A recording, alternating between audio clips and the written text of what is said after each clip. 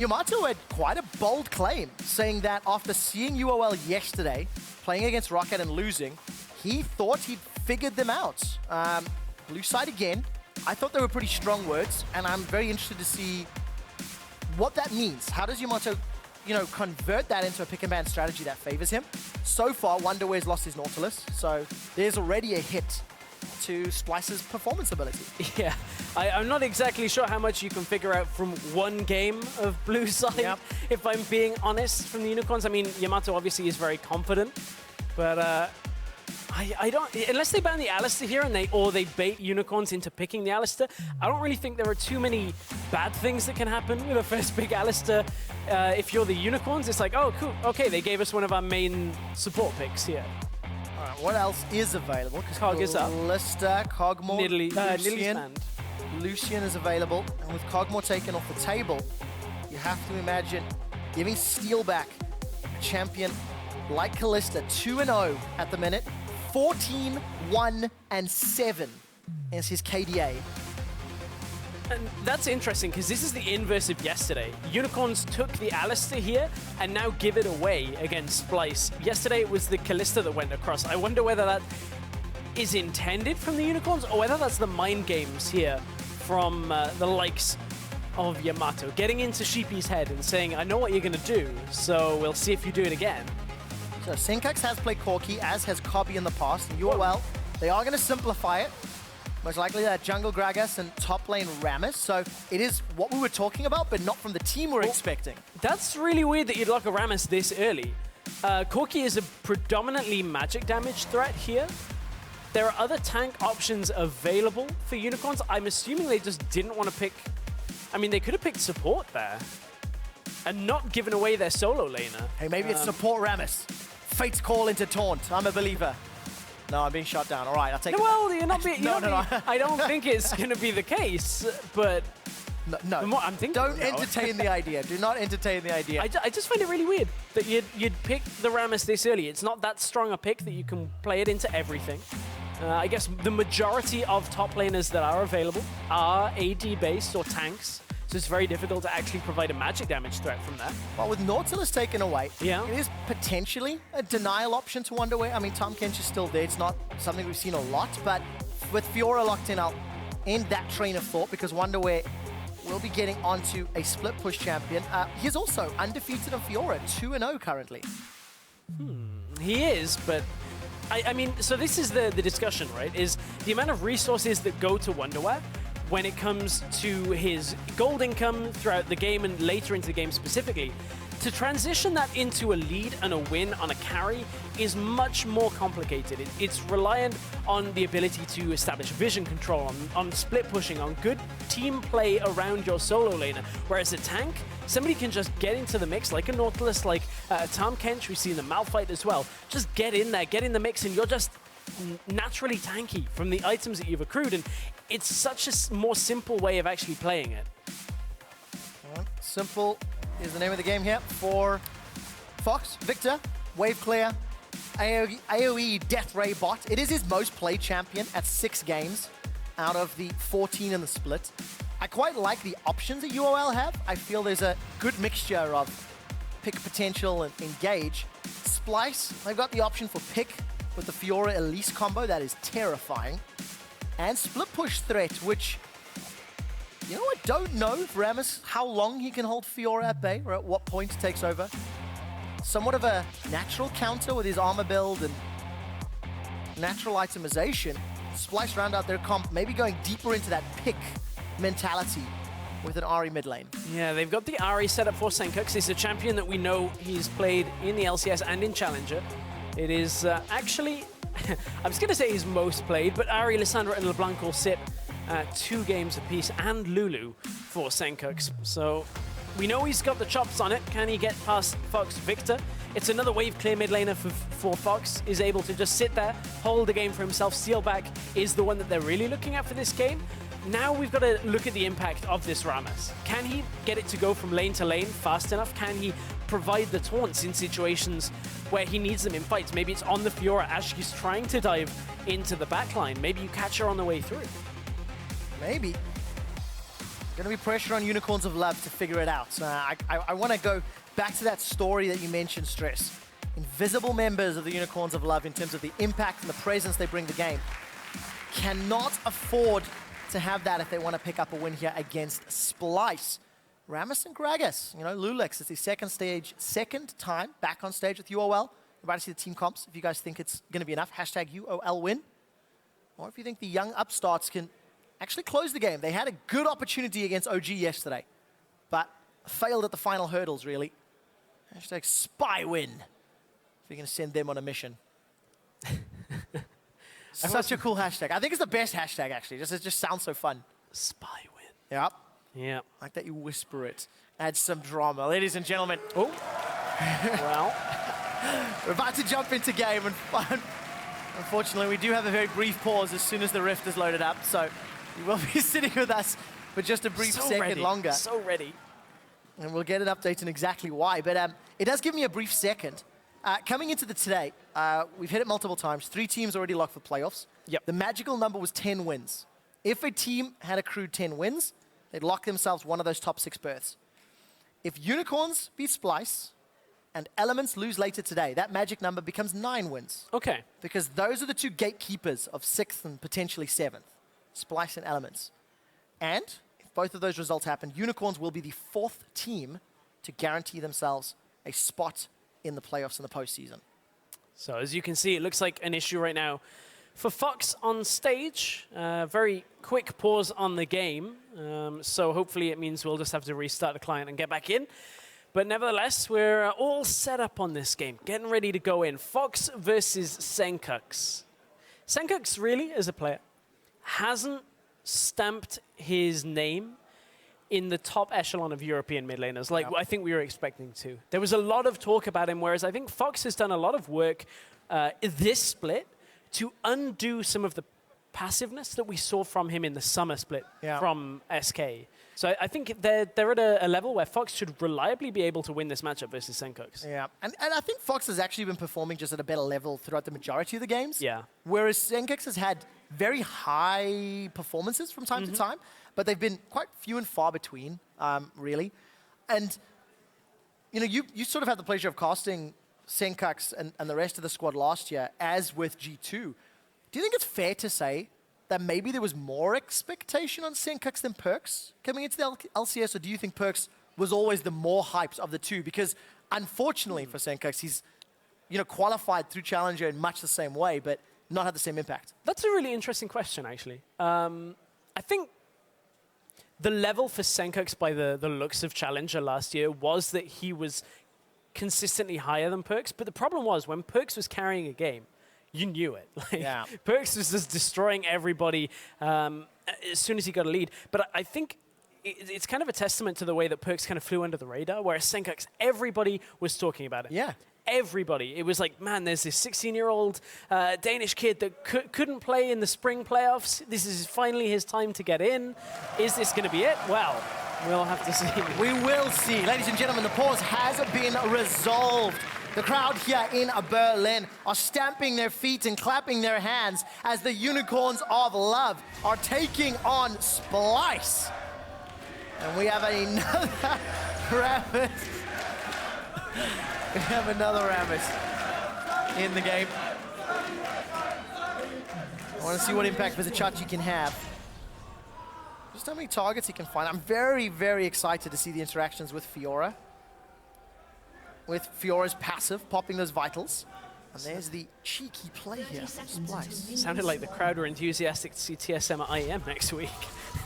You're a week early. It's not quite now, but I'm excited to see that top lane as well. But I don't think we're going to get it, Trevor, because the Unicorns of Love are locking their 2v2, or a 2 duo lane top, is what I was trying to say there, against the Rammus, who obviously is melee range, doesn't really do too well in that situation. So if the Rammus goes up top before, it's actually Splyce that are doing this, my apologies. If Splyce show before its time, Chachi could be in a little bit of trouble. So this is a bit of a play out of the Unicorns book that Splyce have stolen. Thunderlords are go, 4 of them, across the board.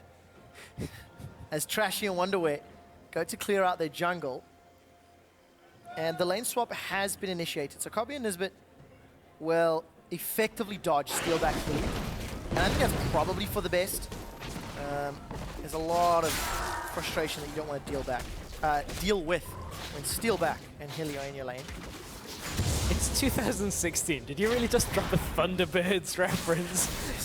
Listen, if you're talking about rugby and losing football viewers, then I'm going to throw one of the golden oldies in. Oh, I'm pretty sure not a lot of people that will even understand that reference from you, Trevor, but it's okay. I do think I'm allowed to use the age that I have accrued to my advantage. I want to watch the lane swap happen, because Stress, it's not the initial moves in the lane swap that interest me, it's how they handle the next ones. And after all of the hype of Senkax v Fox, I think that's a fairly even trade. Both come away at half hit points. Both Dorans, both got cookies. And Fox's Victor with Flash and Cleanse. Going into Senkax is Flash Ignite. So nothing out of the ordinary right now in this game. To be honest, I think when you look down the line, phase 1 of a lane swap is so rarely completely messed up by our teams. There's very few teams that actually manage to screw that up. So it tends to be this early phase is very standard. You don't get any real adaptation. We've seen a couple of teams try and do different things, but no real differences. And I mean, that is a good thing in some sense. It means that the addition of like support staff and coaches has normalized the early game, but it does lead to a slower, less action-packed game. Well, you know, you contrast it to Worlds last year when multiple versions of the lane swap was coming in. Yeah. And I distinctly remember a lot of the guys on the broadcast team just talking about, you know, the European lane swap, the Korean lane swap, the Chinese lane swap, or lack thereof maybe. And the theoretical best one ends up coming on top until somebody finds a counter to it. And for now, the gold that you get from these outer turrets, the safety of getting that first item spike, is just so valuable. But the biggest, most interesting thing is like what happens next now. So looks like gold shared by Unicorns, or Wonder where will be gifted the entirety as Splyce marginally ahead of the play. They've recalled, they've gone to lane, and they're going to push down, push towards this bottom outer turret. And that's all because of the way that they were the ones orchestrating this swap.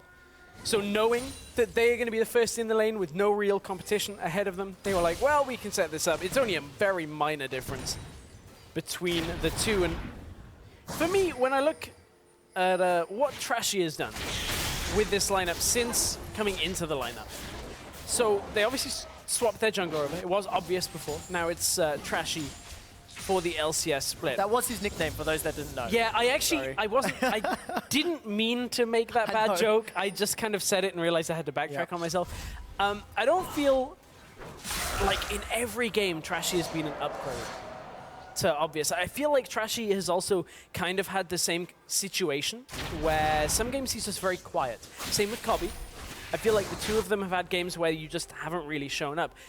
That doesn't mean they can't improve from that. We have seen some improvements from Splyce. We're now seeing Trashy on the Elise, looking for a bit of pick potential with Senkax here, but a win here would be good for Trashy specifically. It is his birthday today.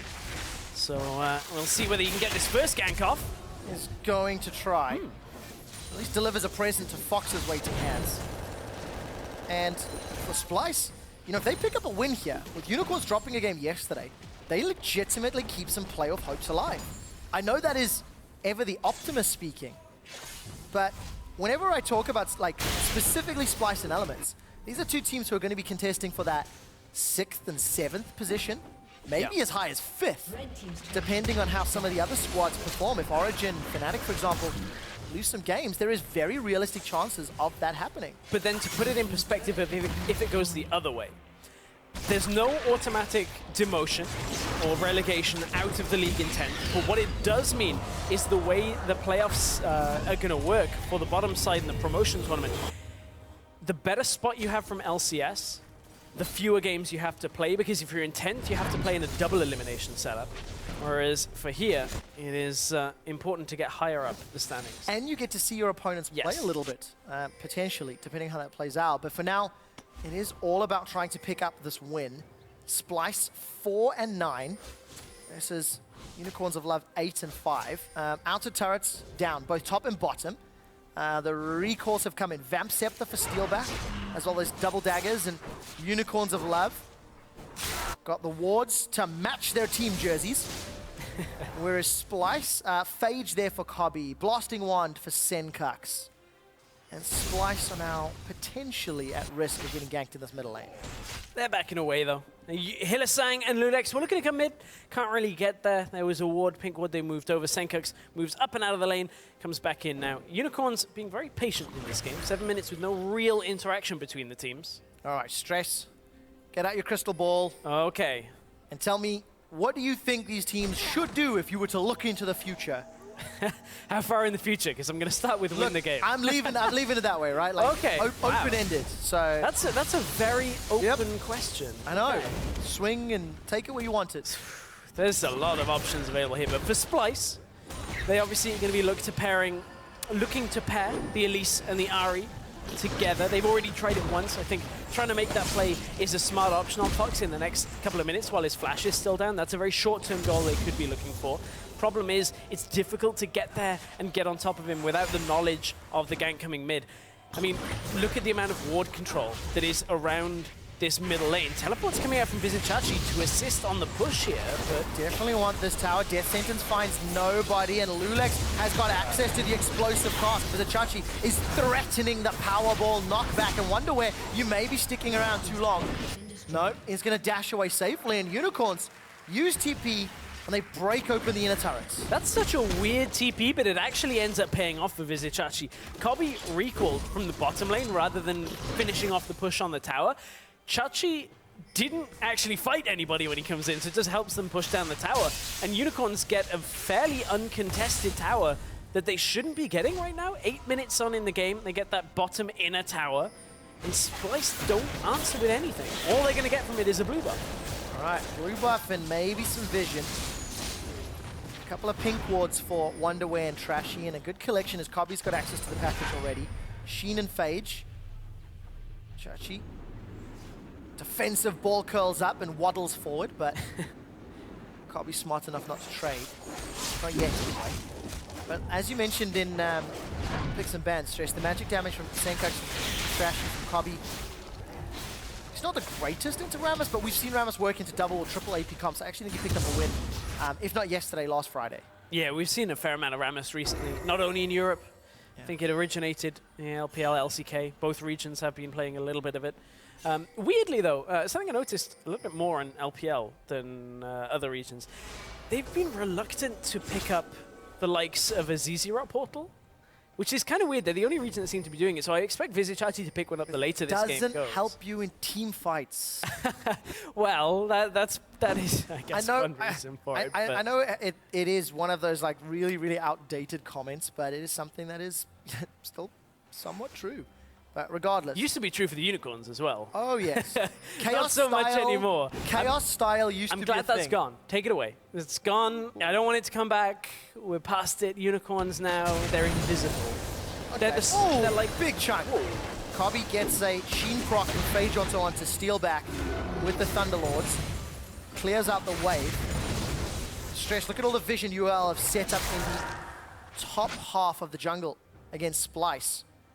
They are making Splyce dance to their beat. And Splyce aren't fighting it either, is the problem. Now Senkux has to back away mid lane. He's got good timing on it, knows that they could be there, so goes down and out.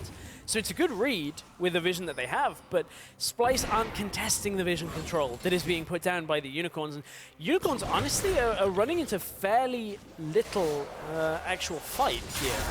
I do wonder how Splyce will actually look to turn this around. Well, if Unicorns get a tower and no fight, I don't think they'll care. No. Very clean. Echoes damage from Lulex just bounces across some of those spiderlings. They take a small chunk from that inner turret, but UOL is one of the squads currently in the top 6. Still maintaining their lead, still maintaining control, despite giving up a loss to a bottom 4 team. It was to Roccat, the only team that has picked up 2 wins, actually, against teams above them. It was Vitality all the way back in week 1. But then again, UOL shaded their former selves. Yeah, they, well, right now, it's pretty much just all shade. There's nothing going on in this game. Everything's taking place in the shadows when you look at the pace of the game. This is one of the slowest paced games I think we've actually had. In general, we've had one mid gank. 1950 something. Right, first blood timer. I guess, but we've had I believe. a mid gank that caused the flash, and we had a TP bot lane to get a turret. But look at the bright side, right? UOL are forcing Splyce to do something, but there's no real reaction that they can make. We've not touched on it yet at all, but it's 76 CS on Wonderwear to 39 CS on Chachi. Charm will find Fox for a big hit. So there's a very big CS advantage that is equated only to 400 gold, thanks to the fact that there is that tower extra. And some of that lead has been accrued by the fact that the TP out of the lane by Chachi meant he missed, I think it was a cannon wave and a couple more minions coming in. So he did kind of widen the gap himself to trade it for a turret. Also, the fact that, I guess, Rammus is fairly tanky naturally once he pops that W as well. So Chachi is not too worried about it. He is down on levels, though, and that is could become the key factor here. Cobby is actually level 8, as is Steelback. So the AD carries have been higher level than the solo laners right now when you look at the top lane. Top lane push is coming on. Let's take a look. Barrel roll to clear the wave. Chachi's held onto the Tremors because it's not available. Cooldown was used a little bit earlier. Senkax also holding on to Spirit Rush. I didn't see if he initiated with it, but Ignite was used and cleansed away by Fox. He used the first charge. It's the cooldown of the second and third charges does remain active until the third charge has been used or expires. So. And Senkax did not tower dive with it, despite getting the cleanse, despite the risk. Didn't want to maybe dive deeper than he needed. Hylissang was roaming up from bottom side as well, so if you dive too hard, it can become problematic there if Senkax doesn't get out. For the Unicorns, historically having Hylissang on Thresh has been a very good strength. He was always good at roaming, always good at setting up plays on this champion. And it seemed to be one that has dropped off somewhat for him in recent times. It's still one of his most played, but people aren't banning it so much because you have to focus other things in the pick and ban. So Hylissang has been getting a lot more freedom in the draft recently. Yeah. Excited to see what he can do with it. Well, needs to find a target. That time, swing and a miss from the death sentence. UOL crawling ahead ever so slowly. 1,000 gold. The control that they afforded with the pressure in the jungle means they can get some deep vision down. Just using off those trinkets, clearing out some pink wards. They usher a minion wave towards the top inner turret. And the siege is on. I mean, wave clear from Fox, get Chachi, defensive ball curl. Oh, there's a push on the tower. There is a ward behind the Unicorns here. Wow, Chachi takes so much damage. He's got armor and he's being chunked down by all of the magic of Cobby and Senkax. We actually have to create a new word for Corki, by the way, because he's not an AD carry. Well, like he's a marksman. He's a marksman. Okay. Oh, there is a word. Sorry, there is a word. No, you're 100% right. I mean, Mordekaiser counts too. It's one of those things where it's like, it's a legacy term. Yeah. Because he plays in the role of marksman, but he is a mixed carry. Is that a thing? Is that like, how do you... I guess we'd say hybrid carry. Hybrid carry. Hybrid's a better word. Normally you'd attribute hybrid damage to like Katarina, Akali, these champions that can scale off both, which is true. It's just Corki builds AD, scales off, and that AD is like transitioned into magic damage. So it's a bit of a weird one. So you could call him hybrid, I guess, but... There's been a few LCS players that have had salty tweets about calling Corki an AD carry. The nomenclature of champions. Come on, Chachi, farm that wave with Tremors. I'm a believer. Oh, I love it. It's one of my favorite spells. Defensive ball curl. The cow on the armadillo. That was a great interrupt. Chachi powerballs and prevents the pulverized headbutt combo. Barrel from Lulex again to try clear the wave. Explosive cast is then used to split Splyce up. The tower is taken and Splyce, they force their way into an even tower situation. And this is two teams that do not want to fight each other. All they want to do is take towers, so Unicorns go, okay, fair game, flash into the cocoon. Yeah, but you're standing right into the gravity field. There was no follow-up from the rest of Splyce. Fox does flash to save his life, and thanks to Lulex using the cast earlier, coming down the river. There is no initiation. Ooh. The flame misses, and that's a rough something we're used to seeing with Hilly. Splyce managed to make it away, so still even on gold. The outer turret is available. Let's look for a target to get caught out. Barrel roll forward. Wonder where he's gone forward. Wow. Didn't ult. Nisbet didn't get his ult off. Nope, he did not. I was so busy watching Wonderwear, I didn't even see Nisbet get turned into steak. Nisbet, whether he was too low and just didn't feel like the ult would save him, because, I mean, it's all well and good popping it, but if you're on 10 health, then that 10 health is getting taken off you very quickly, but that was weird. Tower goes down. First blood to UOL, opens up the tower, and they extend their lead. So, advantage. Like, the way this game started is with UOL pushing the lanes, with UOL getting that sort of minor tempo advantage and cheekily knocking towers over one by one. I've just realized, Trevor, something we're going to have to shed a tear over. This could be one of the last European games where we could see a Titanic Hydra, Ravenous Hydra change.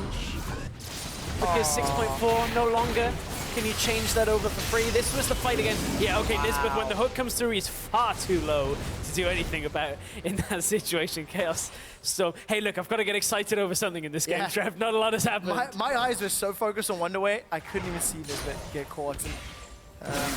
Drop. So Splyce down a kill. All outer turrets down. I still am very impressed with the wards that UOL have got inside Splyce's jungle. I'd like to see it lead to a few more objectives or kills. There's a pink ward that I believe has been sitting just behind that red buff for a very long period of time.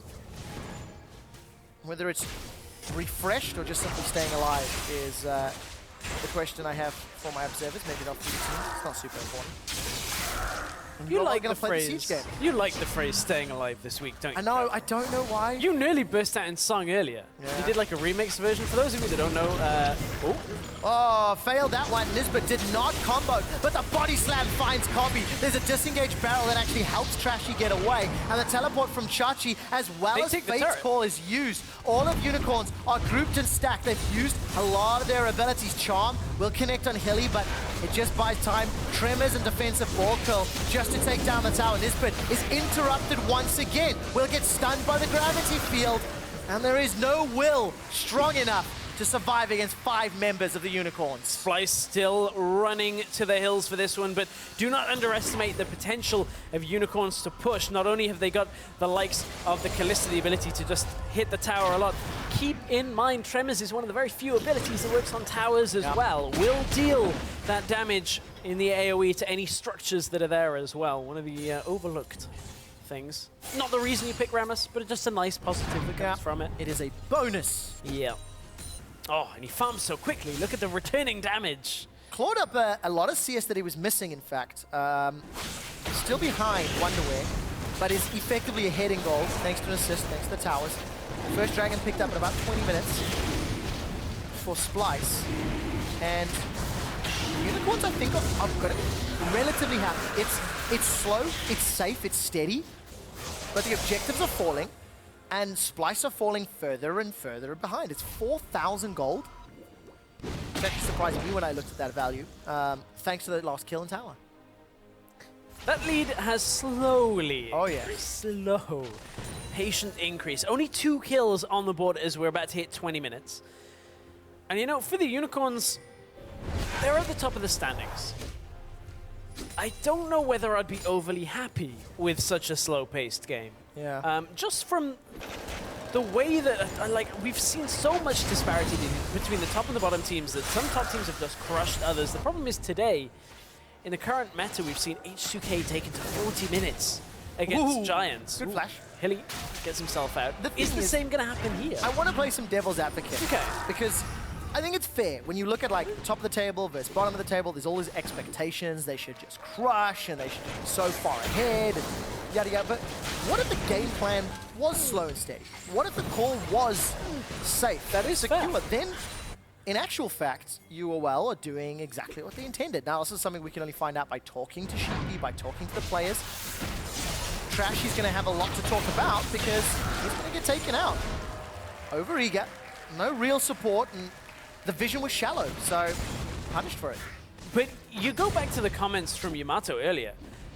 This is your second blue side game. I have you figured out. We know how to play against the Unicorns on their second blue side game on a week. We've got this. I'm not seeing it. I am not seeing the, well, I guess, the proof is normally in the pudding. Seems like somebody didn't finish their main because they're not getting dessert right now, as Splyce not really showing up. They're not really doing anything in this game. Yeah. And that is arguably maybe because UOL have been putting them on the back foot. But they've got this like very pick-oriented style comp. Maybe that's a bit of a stretch, but they've got the ability to find picks. Elise plus Fiore, Elise plus Ari. But all of that power, especially in the early game where it's maybe the most apparent, was denied by the lane swap. And then UOL take that extra step and teleport for an inner turret. Quite unconventional. But it gives them the lead, right? So yeah. Kudos to UOL for that one. And again, every time I look down, there are pink wards in the inventory of UOL. The pink ward that was behind the red buff of gone. And Splyce, it was killed. It did not track exactly where, but more importantly, the jungle is still littered with vision. Splyce do have a fair amount of vision control themselves. You can see, look, there's blue buff ward, then the pink ward. I think Lulex is about to clear it out.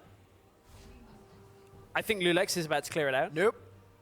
Not attack moving. I mean, I think Lulex should be about to clear it out. Yeah. Which is probably what I should say. Just attack move through that bush. No reason not to. That's just for anybody in solo queue that is like, well, you know, I can't be bothered to check the bush. Just attack move, pass through 3 to 5 seconds. So valuable if you take it out. QSS picked up here for steal back. That will thwart the grand challenge, or the grand charm, the cocoon. I feel like QSS into Fiora, something we don't see like super often, but it is very, very useful in team fights. It was the undoing yesterday of them against Splyce. Origin. Yeah, Splyce played against Origin. Double QSS came out, or the QSS came out, and boom, game so difficult to win in that situation. Not quite as definitive in this setup for the Unicorns. Unicorns are ahead anyway. They are very slowly increasing their lead right now, but Unicorns are looking for the top side play now, maybe looking for that top inner. They've got the vision set up for it. Chachi has his teleport. We're past 20 minutes, so home guard plays are a thing. Yep, and of course with the vision that they've had around the red buff of Splyce, and the fact that they have a tank Rammus and a Kalista AD carry, Baron can go down very quickly and it can be secured relatively safely. Smite plus Rend. So for Unicorns, it may just be a matter of time until they start the Baron dance and the Baron bait. That waddle always gets me Yeah. from Rammus. Short, tiny legs, tiny little feet. All of the pros that I'm seeing playing are all using this Rammus skin. Nobody is playing full metal Rammus, though. That's because it actually creates like the axle grinding sound as you roll towards. We saw one. Maybe. We saw one. I feel like it has so much more impending doom. It sounds like a chainsaw revving up, maybe. Every action series ever has the damsel in distress tied to a table that leads to a chainsaw or a guillotine that is coming down or something like that, and that's the sound effect. That is the sound. That's what I was getting to. It's a very long-winded way of getting there. I was wondering where we're going. Full Metal Rammus reminds me of Shredder. Since we're going like with age, throw that one out. It reminds me of Robot Wars, if I'm being honest. Like as if somebody created back. Well, it is a Kickstarter to try to get that back. Right, here's the fight that we talked about right at the beginning of the game. Chachi actually doesn't want it. Grand Challenge comes down, no QSS to get rid of it, and Trashy will come to help out, so even if Chachi could have won, Trashy will finish this off. Kill secured by... Oh! You flashed. What's this for? Where's the Q? Baron? Look at the rest of the team. Yeah, but look at the there's minimap. the Q. Chachi's taking them on a run. Teleport is available. The body slam flash! That was very well played by Lulex. Baron was not actually started. There's a kill for Senkax and it's traded for a suicide! Oh, the length of the lane was long enough. In come the rest of the Unicorns catching out Senkax. And man, Chachi, great flash, kept him alive. Thank you very much, ladies and gentlemen of Berlin. When we hear a massive crowd erupt for a Powerball execute, ladies and gentlemen. There's a lot of guys in the crowd with Rammus hats. This is for you. It may have not been the billion-dollar jackpot for Vizichachi, but that one he certainly had the number of Splyce to get out of that situation. He did, indeed. Tower number 6 falls, only inhibitors remaining. Chaos Storm is down, Death Sentence finds Trashy and pulls him back in, but Fox is caught by the headbutt pole of Niz, but it finds a target this time. A flash forward as Fox is trying to siphon power, and another Death Sentence. Kobe flashes over the wall. Here comes Chachi. There's earthquakes aplenty as the tremors and the pulverize go down, but it's Splyce that lose 2. Splyce lose 2 off the Unicorns. coming in aggressive once again, and Splyce just seemed to be out of position, not respecting the vision control that the Unicorns already have in this game, and they're just trying to contest when they don't really have the options available to them. The same thing's happening again here. Look at Wonderwear, Nisbet, Senkux all roaming down. Chachi's taunted, it just brings him closer. That was a great job. Good hold on the taunt. Yeah, after a pass ends, then Wonderwear gets the puncturing taunt to the face. Fate's Call knocks Nisbet up in the air, and a body slam sends him back to base. Steelback is on a killing spree. Sheepy down in the corner of your screen. He's pretty happy with that performance, I can tell. And yes, we'll have to ask the question. Slow and steady wins the race, boys. Not around. Not anymore. Now, let's be fair. In the last 10 minutes, 5 additional kills, 2 additional towers. The threat of Baron now was the tipping point where Splyce may not be able to come back from. They will take a reply turret. Yeah, they have one in the mid lane just because of the way that Unicorns had to back themselves away, couldn't really afford to take another fight on the health they were in. So it means Splyce do manage to strangle back a little bit in this game for themselves, but certainly the Unicorns still in full control. Yeah, they are. Chachi's grabbed himself that QSS to get to deal with all of the threats available. And look at Steelback. Here's the Baron play. Actually, the vision is not the greatest in terms of the jungle, but Hilly's got full vision on the Splyce team. Teleport's available for Wonderway. Blue Ward comes down. Tremors is used. They're trying to rush the Baron. Unicorns of Love should be able to secure this before Splyce can even arrive. Yep. Smite plus Rain, and it's done so. Hilly's even going to be fighting the rest of Splyce, zoning them away. Nisbet goes down shortly thereafter, and there's no flash for Lulex to follow on the body slam, despite having explosive cask. Now, UOL, they have all of your energy. Why is it crying? As Unicorns now push down through the middle lane with Baron buff. See, this is why I needed Pulse. Pulse would have been all over that. Why yeah, I Why is now. he? God. Yeah. God, Trevor. I know, Pulse is shaking. Showing your age. I've done that multiple times in this past, actually. Thunderbirds, what are we going with new next? Stingray? Captain Scarlet? No, probably Kit. Oh, Knight Rider. There you see. There Well, we are in Germany. Exactly, I mean, if ever there was an idol to be spoken about. Yeah. Missed the Hoff himself, but... Right, so we're going way back. This was... Trashy getting caught. This was the hook, the seemingly potential hooks. Almost beyond range hook onto Trashy to catch him out. Here, the Unicorns readjust Lulex in from the side. At this point, you can see, look at where Senkux is. Nowhere near the fight. In come the rest of the Unicorns to clear this one up. Again, it's another example of Unicorns picking a fight where the numbers are in their favor. Chachi has Flash Taunt available onto Senkux, if he was looking for it. Didn't actually want to. Yeah, the Powerball, Home Guard, TP, Taunt gank worked. Again, look, pink wards are plenty from UOL. They're using the vision well. Minute and a half left on the Baron power play. Plus 2,800 gold over their opponents. That means they're just about 10k up.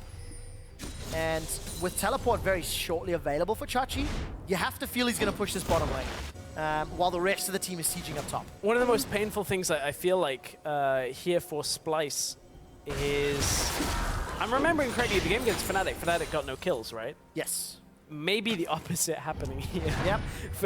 as Unicorns have level 8 and 0, we still got a long way to go. Senkux got blasted apart. Death sentence from Hilly. Yeah. Oh, no, and taunt. Flash over the wall. Flash taunt. Nice predicted Taunt into the play as well. And the man that bursts Senkux down, Fox, is the one that secures the kill. 4-0-2. So about those invisible players we talked about, less invisible against Splyce. That's because Splyce are invisible in this game. Yeah. They're really not actually pushing anything against the Unicorns. You know, we've heard that Splyce, you know, in practice it's going so well, everything's been better. I'm not seeing. And they have had freedom in this game to make plays. Trashy's gone. Yeah, he gets caught out. Hylissang finds a death sentence when it counts. After missing just a couple in the mid game, he strung them back to back to back. Lulex, with his 90% kill participation, is 3 levels up on Trashy in this jungle matchup. Lulex is so far ahead. Yeah, plus 50 CS, plus 9 assists. Minion wave, pushing its way in. Disrespect of just running through the base. There's no minions there. They're about to time out. This was the pushing that Unicorn set up about 2 minutes ago. Baron will just time, plus 5,100 gold on the power play. That was fantastic. They've got an inhibitor. They've got another one exposed, and Wonderwear is looking for a target to challenge, but it simply will not be grand enough. Powerball knocks Nisbet up. Tremors goes down. USS is a pull from Chachi. Nisbet and Wonderwear are on the back line, running away with their lives. Cobby's already forced to heal. He's got flash, but won't be needed. There is a kill onto Fox, but he trades his life for Senkux, and Steelback picks up the 4th of the game. It's going to be Inhibitor right now with a teleport coming through from Vizichachi. The taunt onto Cobby. He tried to flash away, but it was simply not quick enough. Chachi is now stuck in the middle of the team. Steelback's hopping backwards with that passive. QSS comes out. He's alive. Doesn't get the kill, and Steelback stays alive. Still unkilled, still undefeated, as finally they take down Wonderwear. Hilasun gave his life for that defense, but there's 2 inhibitors down, and it's the 2 best runs that you want. At that point, what was that? Unicorn, I didn't get what you said there. I just got confused by the camera cut, and I stalled with it. It's okay. I was like, I'm going to follow on from whatever Trevor says. And not like, it's okay. It's fine. We're in a situation where even Splyce managed to react with something there from Unicorns overstaying in the top lane. They take out the turret, they take the inhibitor, but at the cost of 3 kills is fine for this Unicorns lineup. They'll be happy taking that inhibitor, and honestly, it seems academic at this point to close out the game. So this was the push on to the turret. Senkux caught early means he can't dive on Fox until Fox steps forward in this fight. Good damage onto Chachi, and Chachi peels back. As soon as that Grand Challenge, not even one of the vitals was procced here. He recalls and teleports back in. At this point, Senkux thought he maybe had the damage onto Fox there. He blew up Fox, but it's Steelback that's really the difficult person to take down here. In comes the teleport. There's the big knockback, and from Steelback here, he gets the inhibitor. Kites maybe a little too far forward after Cobby, and Nisbet comes to interrupt. And again, this is Unicorns playing it a bit scrappy. Not really too much more to offer from them here, but it's all on Steelback with the outplay here. He does so exquisitely. Even Ren's just before the riposte started. Kirill's Scimitar to stay alive. Supers finding their way into the base of Splyce, and as if the numbers, Unicorns now grouped up in this middle lane. The threat of a Powerball is just so great. Flash will be available fairly soon if they want to, and Death Sentence connects onto Wonderwear. Riposte will keep himself alive for a little while. Nisbet knocks up Fox and Hilly. They're deciding to engage. Splicer down 10k, and with Wonderwear on the Death Sentence, that might be his death. It is! The Chaos Storm takes him out. Trashy goes low, but the focus will be the tower. Tremors is ticking away. Chachi Powerball, Hilasun finds Senkux, and Fate's Call knocks him up into the air. A retreat from Splyce as the Unicorns of Love, slow to start, but so strong to finish. They bounce back, take down the Nexus, and Hilly is hitting everything. Oh, they're not done yet. They want more kills, Trevor. Another one. Finally, Unicorns of Love take down Splyce.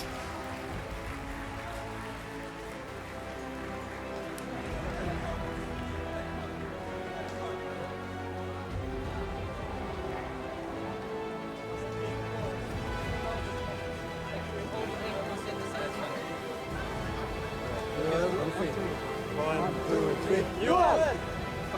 Expected, cool, calm, collected. Gigantic grin there from Lulex. Not a great game yesterday, but 0-1-14, involved in 14 of the 16 kills for his team. I guess the question of Invisible is kind of answered there by his actual involvement in the game. It's not like it was difficult decisions that needed to be made, but in these games where you have a top-of-the-table team against a bottom-table team, there theoretically shouldn't be that many difficult decisions to be made. And if you can have a cleaner game where you're able to take down a team like Splyce that is just uncontesting, they're not actually putting up a fight. Good team huddle there from Yamato Cannon and the boys chatting about the game. Tough conversation to have. It's a tough game. Whereas on the other side, Sheepy, ecstatic. We just caught him in that picture-in-picture in-game, grinning ear to ear. But you have to give some credit to Hylissang. Stress, you were talking about his Thresh and the fact that Hilly's got freedom. 6 games played on that man's Thresh. 5 of them are wins. He was involved in every kill but one that match. 1-1-14. Great performance. And UOL, they lose to Rocket yesterday, bounce back versus Splyce. I think there's something to be said in that, especially in the way that they beat Splyce. Solid is the one that I use.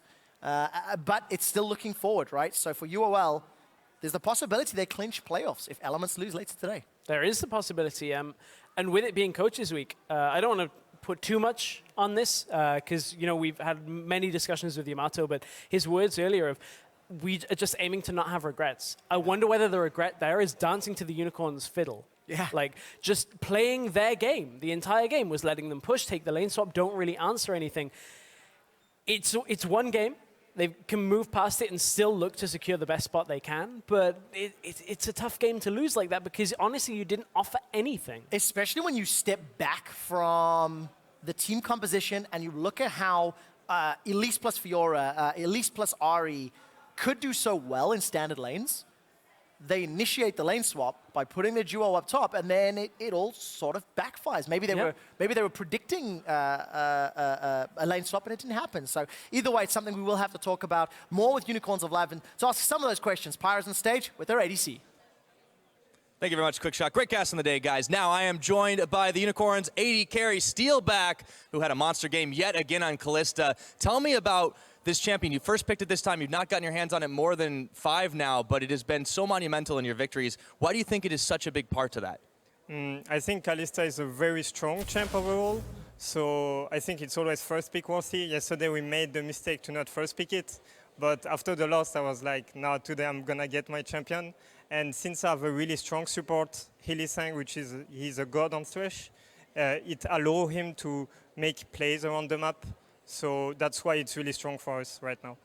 Well, I could definitely see the results in there, and it was a fantastic victory, close to flawless. Now, I want to ask you a little bit about your coach. It is Coaches Week here at the European LCS. As a newer member of Unicorns coming on at the start of the split, what are your experiences of Sheepy as his veteran status is kind of regarded him as one of our better coaches? Sheepy at first, when I arrived in the team, we were missing a lot of stuff, but what impressed me the most about Sheepy is that he improved a lot, and we talk a lot. He always look for improvement, and I really like that because he's a very hard worker, so it makes things easier. And I very like him as a coach because he's very close to the players, and he's always looking for what's the problem are, and yeah. Well, I'm sure he'll be happy to hear it. I mean, so with all that, thanks for that interview. I'm really glad to see that you guys are just getting so well along and very, very close to the playoffs, hoping for that Elements loss, I would imagine. So we're going to send it over to the desk to break down the game a little bit further. Also, we'll see Unicorns coach up there as well. Thank you, Pyra. Indeed, both Sheepy and Yamato joins here. Thank you very much for that. Obviously, a bit tougher for Yamato to join here on the desk. I quickly want to touch on what Steelback said there. You know, of course, singing your praises. Of course, he knows that you're listening. But it is interesting to me. He says, you know, you've improved as a coach. How do you do that? But it's not like you have a coach's coach to tell you what to do. I don't know. I feel really happy about all of this. It's, I didn't know that he would say stuff like this, so I'm really happy that I'm seen as a hard worker. And yeah, I'm really thankful. So I don't know. I just work hard. I learn from the stuff that I can, and I always try to improve the people around me. And you know, I have really great players, so it's really great that I can learn so much from them. And yeah, we translate it into a win today.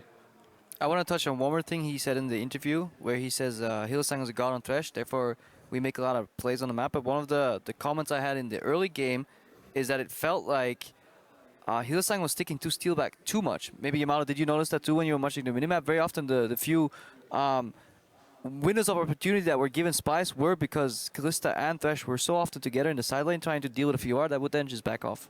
Yeah, I felt, you know, I'm just looking at it from our perspective, and it's kind of hard because everything is clouded for me, because in reality, from my perspective, what happened was we just kept getting caught. Yeah. And that was the Thresh doing it. But so that is like what sticks out in my memory, right? We getting caught by the Thresh.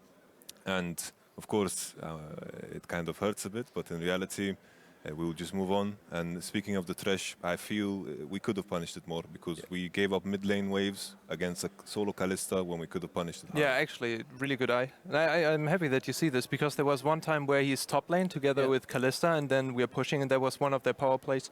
And yeah, we need to be looking out for this stuff. We had it also yesterday, and that was actually a point we were talking to. Generally, you know, we are fine, but I mean, in this case, he should have definitely helped mid lane, control the center, and then rotate. Cool. One more thing from yesterday. You guys lost, obviously, to a Rammus pick. Just doing so much zoning towards Steelback in those fights. Was this pick, obviously, you can't go into in depth, but like, was it reactionary? Was it planned? Were you planning on bringing it up, perhaps? Or was it just like, damn, Rammus is OP, we're going to pick that? Yeah, it was kind of the last, actually. Like, we played it against in scrims, and it did really, really well. And we never really... We prepped it once for IEM, actually, the Rammus. So it's like really old pick for us. When Fiora was even stronger, we thought it does fine, like 2-3 items. So yeah, we picked it up. It was really, really strong. And in the end, you know, it actually worked really well. How much did it disrupt the game plan you guys had, or you may have foreseen that it would come out? No, like I was expecting the Ramos. I was surprised by the Nautilus ban because I didn't think it really had any effect because we assumed you guys would take Nautilus again. But after we saw the Ramos, the only adjustment we made was we put Corki on AD carry, made sure we had triple AP, so the Ramos that itemizes full armor will have less effect. But so we were ready for the Ramos. Yeah, just from our end, that's like the downside from Ramos, right? You have to build so much armor. But it's actually really good against the Fiora because you can go QSS, you have magic resistance, and you beat the Fiora in 1v1. Speaking about that, Rammus, there's one replay that I want to highlight, and I actually just want both of your opinions. This is in the early game. Basically, what's going to happen here is I want to praise Unicorns of Love on using the Rift Herald to go 3 bot, setting up pressure, and then the expected play I had in mind was that we would see a rotation mid, perhaps. But the TP here, I want to know, if Corki doesn't base their Yamato, don't you guys pull so far ahead in the game? The thing is, what I thought was the plan, that we're approaching 8 minutes, right? We're getting Corki with the package. If we are less afraid of committing into this, right? As soon as we see Corki basing, we're approaching 7:58, he needs to wait a couple of seconds. I thought we wanted to fight here. Because we have a base on Corki, we can give a tower for a beneficial fight. And I thought that was the thought process coming from my team's perspective. But obviously, Corki staying would also be a good thing because you would eventually get the tower and trade 1-for-1 and we get CS on 2 waves. Yeah, they need to do one of those plays. Either way, Corki stays topside and they trade the turret. Don't you think it's risky to have your top laner, and just for your opinion, I'm not going to say, like, 'cause it's so easy for us to spot it here, but that your top laner actually goes TP for that play that's already set up, whereas the enemy actually has a window of opportunity to take that tower for free, get more resources across the map, and because that could have snowballed. Because Vizichachi did a phenomenal job coming back into the game, but at one point he was down almost double CS against his lane opponent. Yeah, that was Fiora freezing on the bottom side, and we didn't do a play on the top side. So transitioning, like, let's go a step back to actually this play. When we were on the bottom side, I don't know the HP of the turret, but I don't know if Corki can get it with 1 or 2 waves. Maybe he had already Sheen, maybe he didn't. Either way, the aggressive play was because we have the Rift Herald, and maybe we can rotate mid-side. We still have Rift Herald, and we forced them to defend on the second turret, so Corki needs to at least recall there. And, you know, from there on out, you can just, you know, choose your own adventure, what works best. This is some great insight with 2 coaches about the game that just happened. To sum it up, though, for you, Yamato, final question. You mentioned in the beginning of the show about not wanting to have any regrets. It's something Stress touched on as well. In a game like this, I hear you mentioning we were maybe a bit too afraid to pull the trigger or to fight there. Is that your biggest takeaway for the guys here? I feel like we didn't respect the fact that if we are pushing the mid wave with 3 and we get the mid wave and the enemy team is not showing, we can't just blindly face check, because the way minion waves work, either they're going to lose CS or you're going to get information based off minions. If the enemy team is not showing on the minion waves and we're face checking into the jungle, we're going to lose the game. Yep. Well, I really respect both of you coming here, giving your opinion on that. We also invited Twitter to ask you guys a couple of questions. Always dangerous. This one is from Wu-Tang Toft saying, @YamatoMebdi, what has been the hardest part of coaching such a young and inexperienced team? Maybe as a footnote, you yourself are also still a very young guy, so how does that work? Yeah, despite the beard, he's actually like 5 years younger than me or something. Well, I think I love the guys. They are very energetic. It's almost like a kindergarten of some sort, but they are very energetic, they learn fast, but I feel like when it comes to how we progress, I feel like compared to other teams that I've been in, the responsibility weighs heavier on my shoulder because, of course, as he said, there is a lack of experience. But I feel like in my approach, I focus on the process and I look on long term, and I feel like we can progress properly. And if I'm going to say one point on what I feel is hardest about the guys is following the same amount of energy they have all the time, right? Sometimes I'm exhausted, but their energy kind of forces me to also be energetic. You're an old soul.